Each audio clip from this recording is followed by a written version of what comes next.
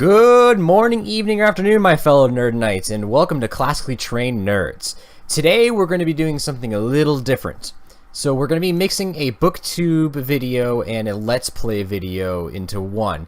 So we're going to be reviewing a game that is a visual novel. Now, if you've never heard of a visual novel before, or if you've heard of it and don't know much about it, let me give you a quick explanation. Basically, it's like a mix between a choose-your-own-adventure book from the early 90s and a comic book, and also a video game, kind of rolled into one. So it is a story that's being told. You can kind of choose some options, but overall, it's really just like a big old book. So the one that we're going to be reviewing today is called Once in a Windswept Night. So Once Upon a Windswept Night is developed by a company called Ebby Heim, and there are far too many writers and people involved for me to name them all, but they all do a really fantastic job from some of their reviews that I've read. But let me read to you what would be considered like the back of the cover of a book, which would be the info section here. So, once upon a time, a long, long time ago, there was a traveler.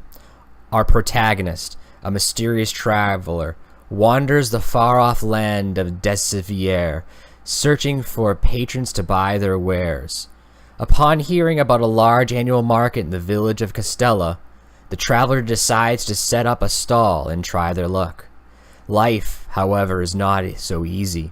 After being double-crossed by a goblin and left in the middle of the cold, wet moors to die, the traveler almost gives up hope.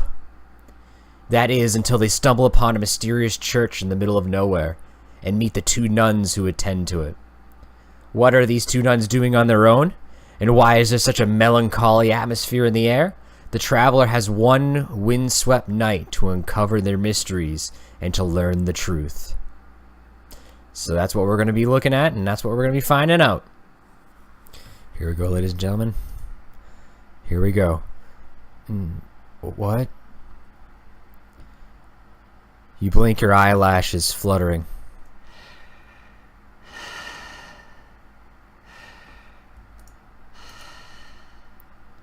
You don't know where you are or even who you are, and the room is dark.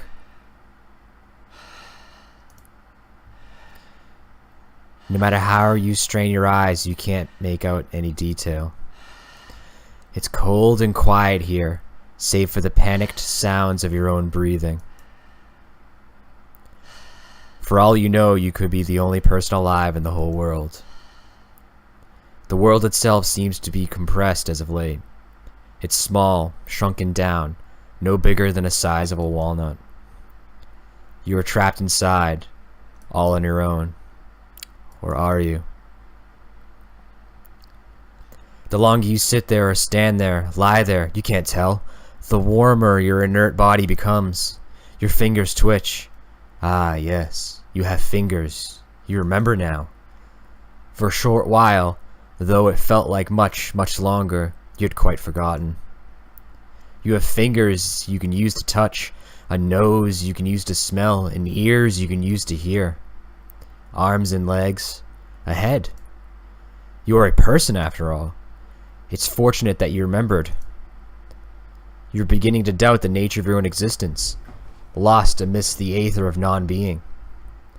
For all you know, you could have been a cat, a dog, or an amoeba at the bottom of the ocean. You're not any of those things. You have remembered that you are a living creature, a human being to be more precise, and that has given you the right to live. It is a right afforded only to a precious few. You should cherish the life you have. You understand that now. If only your surroundings would become clearer, then you might be able to plan an escape route. You know that you can't stay here. It isn't safe. Robbed by your sight, your sense of hearing is more acute than ever before. The sound of silence weighs heavily upon you, broken only by your own heartbeat. Yes, it is beating. You take comfort in that fact. That organ pumping away inside your chest is proof that you are alive. You exist. You do. How else will you test your existence? You open your mouth, forming shapes. All the vowel sounds, A, E, I, O, U. No sound comes out. Why should it? There is nobody here to talk to in this dark and desolate void, though it would be nice if there was. Ah, all of a sudden you hear it, off in the distance. Perhaps it isn't so distant. It's a low, crackling sound. Fire, perhaps? And just above that, a dull tick-tock, tick-tock, a clock. Then, in the chink of a china, the flipping of pages, the scent of peppermint tea and dust. Decades upon decades of dust. The cold, empty environment has spawned life, as though from your own desperate desire for company. Does that make you the center of the universe? You are not alone anymore, but you still cannot see a thing. You might as well be blind. You don't know if you're relieved or not by these sounds. They are cozy, yes, and should be familiar, but you're not sure where you might have heard them before. Maybe from another life, a past life. You swallow, your throat feels dry. But curiosity propels you onward. You take a slow, unsteady step forward. The floorboards, it is a wooden floor, creak beneath your weight. Excuse me? Excuse me?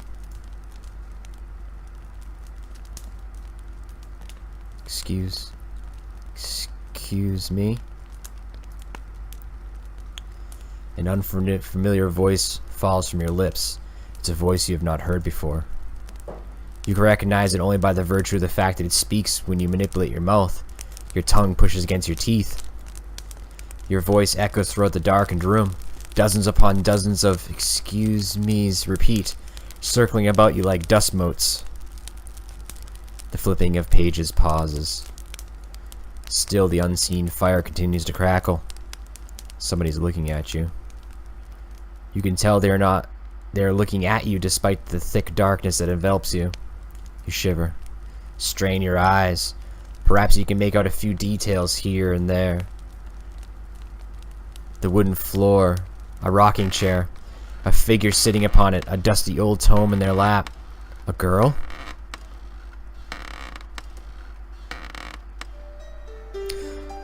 Oh my, it's been such a long while since I had a visitor. She sighs softly. Is that a good thing?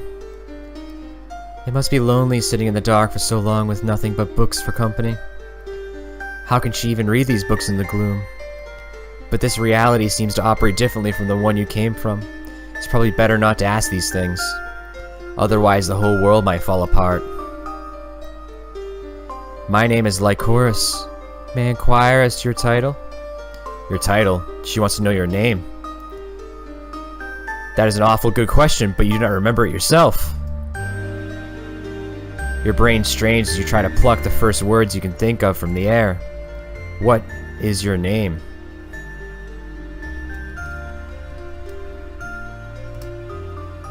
Danny. Is it? Lycoris nods her head. You can see it shifting slightly in her gloom. Well, Danny, do you know where you are? You shake your head. You have no idea, you just happen to wake up here. That is quite natural. Most of my guests are wanderers, travelers, if you will, who find themselves here for want of anything else to go. I am not overly fond of fancy names, so I suppose could call this my library. You glance about. So it is a library after all, you did wonder. This library is filled with books from all over the world, including some which have not been written and some that need a helping hand. What does she mean? It's difficult to explain, but stories are not born from nothing, you know. Now, seeing that you are here and I am here and there's little else to do, would you care to help me? You don't understand. How could you be of any help to her? There's a story in here that has been in a state of flux for quite some time. It's about a traveler, much like yourself, who... But Lycoris pauses. She frowns. I'm getting ahead of myself, I apologize. In any event, would you like to listen to the story with me? You are curious. What kind of story is it? It is very important to me. I feel it is connected to my identity somehow, yet it rejects me. It shifts like sand when I try to pursue it, and the words do not stay in the correct order. Such a thing may not be possible in this world you come from, but this universe can be rather unfair. When we want things the most, they slip between our fingers. If you were with me, however, perhaps I would finally be able to reach the real ending of this story. With it so important about you. You don't understand. I do not know, but I feel as though we have a connection. You feel it too, don't you? This story is special to me, but I feel as though it may be special to you, too. You press one hand against your chest. Your heart flutters like the wings of a butterfly. She might be right. In fact, you are sure she is. Why else does your heart pound when she speaks to you? So what do you say? There's nothing to say. You find yourself nodding in dumb agreement. This woman, however, takes your breath away. Perfect. Now why don't you take a seat, my esteemed guest? You discover to your surprise you are sitting in an armchair. When did that happen? It's a very curious library indeed. Let us begin. We shall dive into the story together. We have all the time in the world. Ooh, we have options. We are gonna read that story. Reading the story. Once upon a windswept night.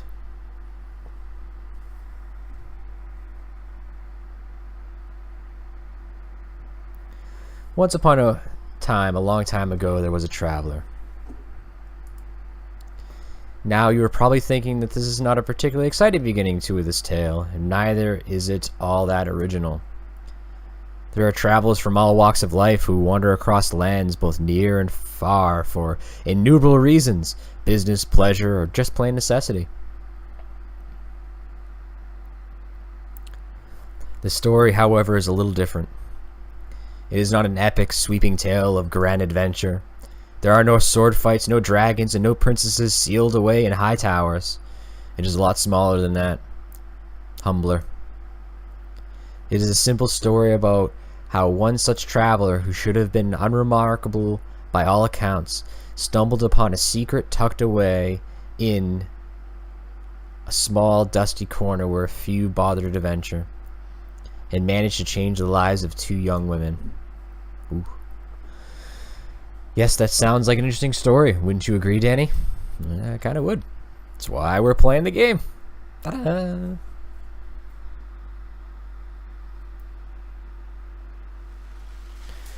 I can't believe this.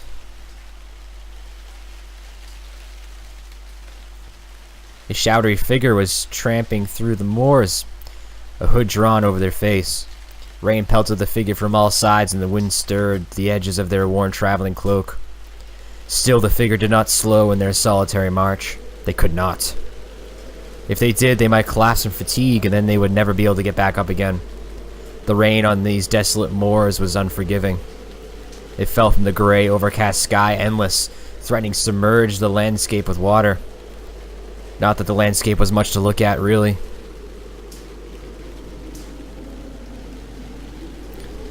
There were a few scrubby, weather-blasted bushes and a weathered old tree that seemed ready to collapse. That was all. C'est tout. It was the travelers' first time in Dakies, and they were not particularly impressed. Dakus? Dakus. That accursed goblin! What did he take me for? If I see him again, I'll wring his neck. The traveler cursed under their breath. There was no reason for them to do so, as there was nobody within 100 miles who could hear it, but it made them feel a little better. It gave them a reason to keep going. Revenge. They couldn't let themselves die out there, not until they had tracked down their conniving, backstabbing rogue and... What? Killed him? No, that would never work. The traveler was a merchant, not a mercenary, and they had never killed anyone before. They were a vegetarian, for goodness sakes. They wouldn't have done something else then, but what? Hey, this was nothing more than foolishness. Decoys was a large country and the goblin would be long gone by now. They would never see him again. No, I can't back down. I will find him. I will. The traveler's ears twitched. Their nose was running. Ugh, gross. They sniffled, trying to stem a trail of snot that was beginning to trickle down their right nostril. That wasn't very appealing. The red rain had seeped through the traveling cloak. The traveler's skin was icy cold. Even their shoes were waterlogged, and they were good shoes, too. High-quality dragon hide from the best tailors in Charlotte. Not that it mattered now. They were ruined. That goblin. I have to find him. I'll show him what for. He could have dropped me off outside the village gates, but no. It's only a 5-minute walk, he said. Follow the path, he said. What path? The traveler had been duped, and they knew it. The goblin had not only taken their money, but had refused to deliver them to their destination. They had been walking for 5 hours, and had still not encountered a single dwelling. The rain was getting heavier. The traveler did not fancy their chances. What if they died? But life, as always, has a way of providing when we need it most. When things look grim and we have lost all hope, there is always a light to guide us. A light that takes us by the metaphorical hand and envelops us in warmth. At least that is how the stories work. It would be a tragical short story if the main character died within 5 minutes.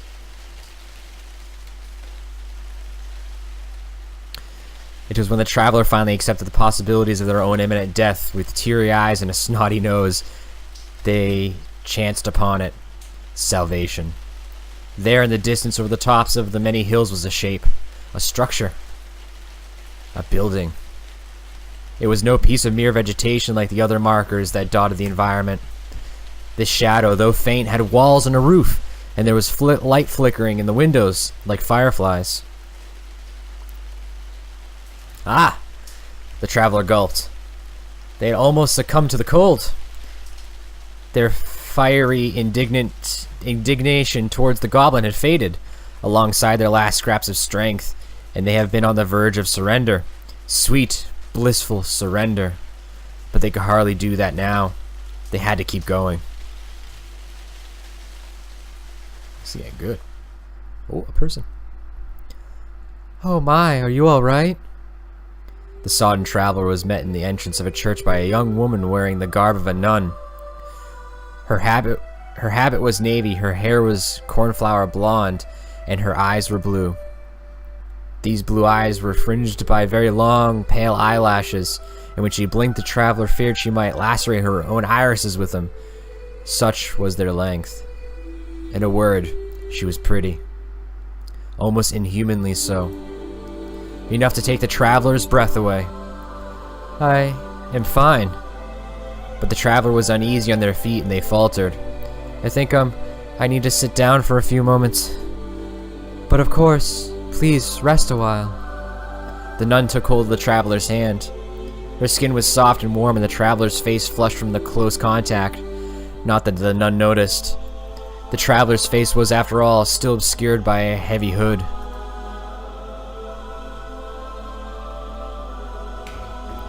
The nun led the traveler to one of the wooden pews, and there the traveler sat. They had not realized how exhausted they were until the pressure had been taken off their feet. Oh dear. You are exhausted. You should stay here for the night. Oh no, I couldn't.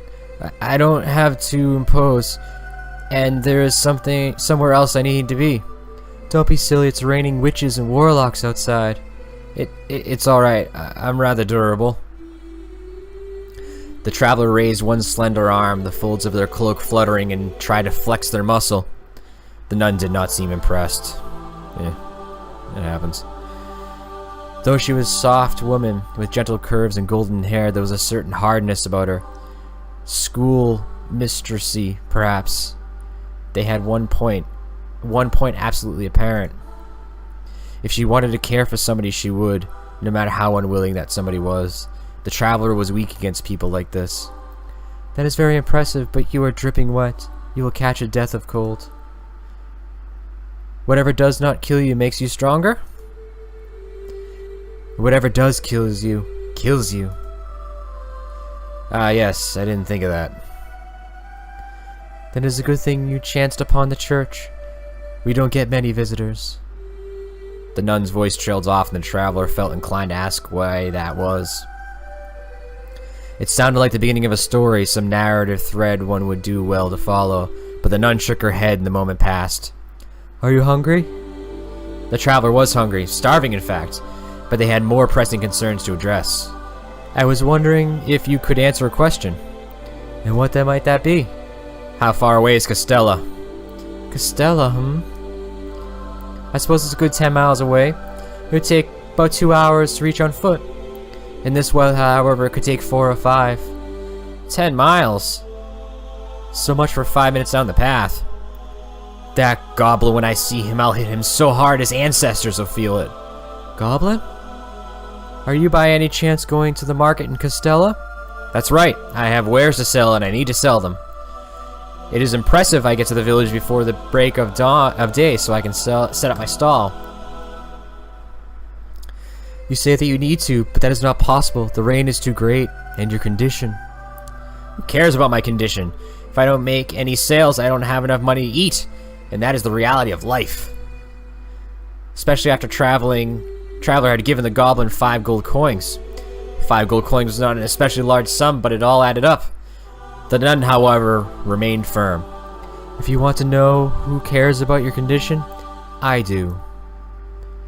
As a servant of Lady Madeline, it would be a grave sin for me to let you leave in this state.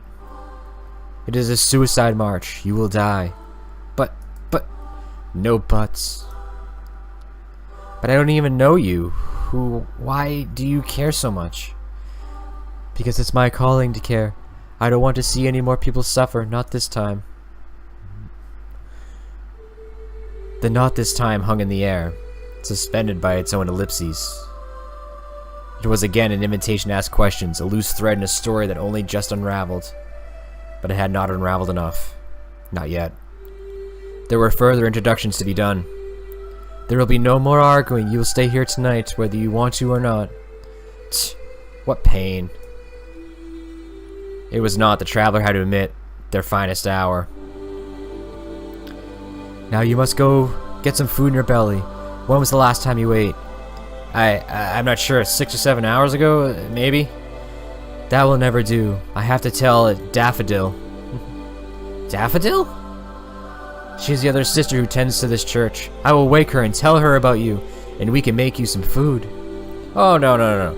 You don't need to wake up anybody, not on my account. But I must. It is my duty as a sister. And though the traveler wanted to object, it was their duty as a merchant to sell their wares. They could not.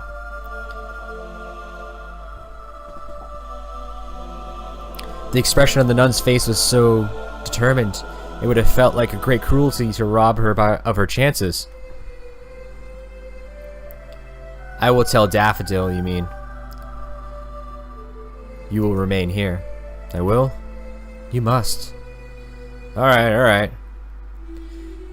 You look around a bit if you wish, but there isn't anything particularly interesting. You can try to steal our valuables, but if you have half a mind to pursue a career as a criminal, but you'll be wasting your time. There isn't anything here worth stealing. You make me sound like some sort of rogue. I was not trying to accuse you, I was simply informing you of your financial circumstances. The churches have been in a state of decline as of late. Is that why there are only 2 sisters working here? That is a bit complicated. A troubled expression fell upon the nun's contentness, and the traveler felt guilty for having asked the questions at all. It was clear that there was a deeper mystery afoot, but the traveler did not know what. So, the nun clapped her hands together. Before I leave, is there anything you would like to know? Yes, I just realized. You haven't told me your name. My name? Oh. The nun blinked, her spiky eyelashes fluttered. Once again, the traveler worried her eyelashes might pierce those clear blue eyes of hers, and they would leak optical fluid down her cheeks. That was a mere fancy, however, and such a gory scene did not truly transpire. It has been such a while since somebody asked her name. I quite forgot. I apologize for my rudeness. It was quite the oversight. It's fine, I don't mind. You were giving me a place to stay. Yes, very well. The nun smiled, a soft, charming smile, accentuated by the light pink tinge of her cheeks, and ducked her head. My name is Madeline. Like the goddess? Like the goddess indeed. I fear it is quite a feat to live up to. Oh, I wouldn't be so sure about that. From what little the traveler knew about Madeline, she seemed like a perfect goddess to them already.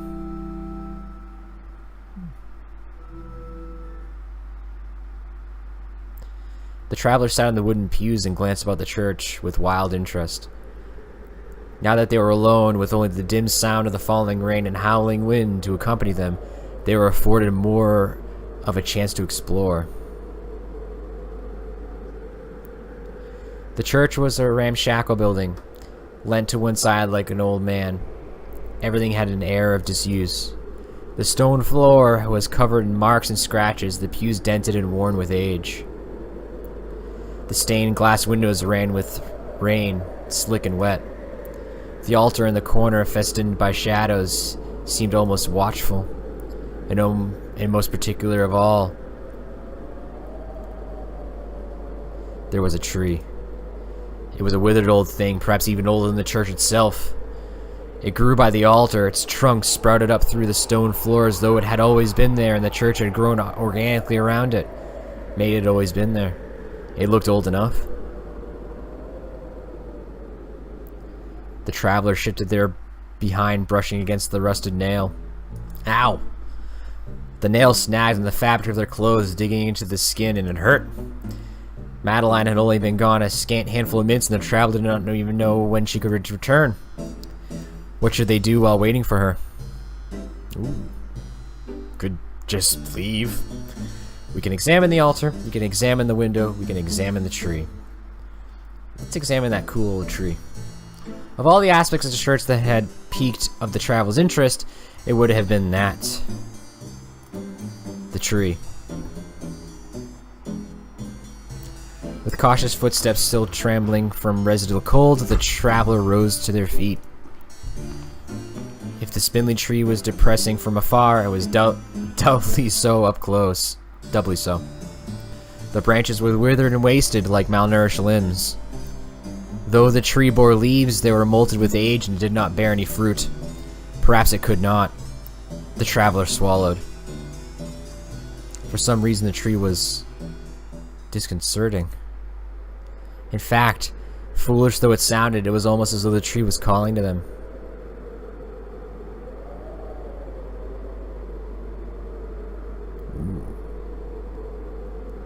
Me. Please.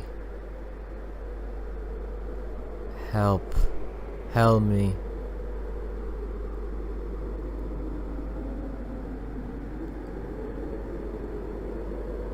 The traveler's ears beneath the folds of their cloak flattened against their skull.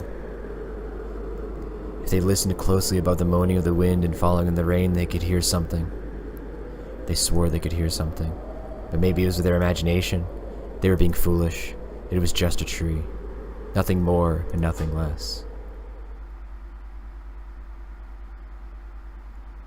Whoa. Who on earth are you?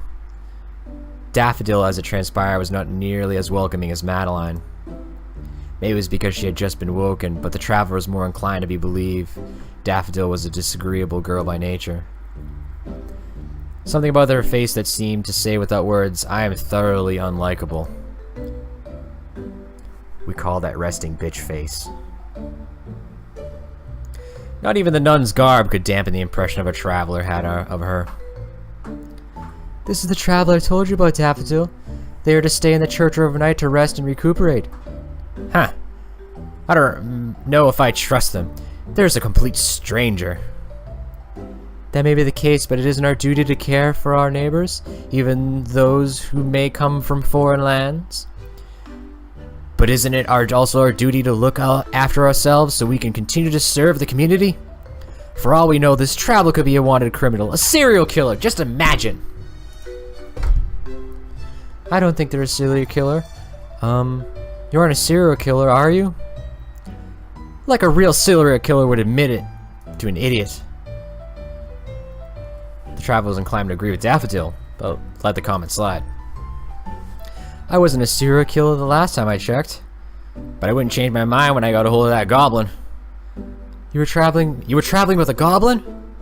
For a few hours, yes. And that settles it. We can't trust this person. Madeline? Nobody who travels with goblins can be reputable. Daffodil, don't be prejudiced. There's nothing wrong with the goblin. They're cheaters and swindlers, and they don't hesitate to stab people in the back if you can make a few gold coins. For all we know, this traveler... Daffodil made quotation marks with her fingers. Could be a goblin themselves. We don't know what they look like. Yes, I did wonder about that. You should take your cloak off. It is drenched with rain. You'll get sick. Oh, the traveler faltered. Though their hood was heavy with rainwater, they had not considered removing it. They could not. If it is all the same to you, I prefer to keep cloak on. I am sensitive to, the light. But it is dark in here. Not dark enough, I might get a rash. I have very sensitive skin. This is very suspicious. Forgive me if I don't trust you instantly. I'm not expecting you to. I've never asked you to trust me. I was rather surprised that Miss, Madeline? Just Madeline is fine. That Madeline was so accommodating, I didn't expect it. Madeline is just like that. She's far too nice for her own good. She takes in all the mongrels that turn up at our doorstep, and I'm the one who has to clean up the after. Daffodil prodded Madeline in the side with her elbow. Do you remember that time you insisted we take that old beggar asking for bread, only for him to steal our bronze candlestick? Well, at least we helped the poor man. His clothes were ragged and he was very thin. I hope the candlesticks were of use to him and he sold them for food and lodgings. Daffodil rolled her eyes. As always, Madeline, you are far too nice for your own good. But we must be nice. There aren't enough nice people in the world. You agree with me, don't you? Who, me? Yes, you. Well, this is quite a quandary. The traveler had not wanted to get dragged into an argument, but now they had no choice. Yeah, you should be more careful. No, there are a lot of nice people in the world. Should be more careful. See? Alright guys, we're gonna leave that here. We're gonna see what's gonna happen with Madeline, Daffodil, and the Traveler later on our next episode. And if you enjoy this, please like and subscribe. It does help the channel out greatly. Let me know in the comments below what you think of this. It is something that's kind of new. I'm not a voice actor, so this is all new for me as well, and I'm not the best out loud speaker, but I plan on getting better at it. So please let me know in the comments if you think I can do anything better, or if you enjoy this sort of thing. I can keep doing it more. There's tons of these visual novels out there, and I would love to share them with you. And as always, guys, I hope you have a good morning, evening, or afternoon, and nerd life.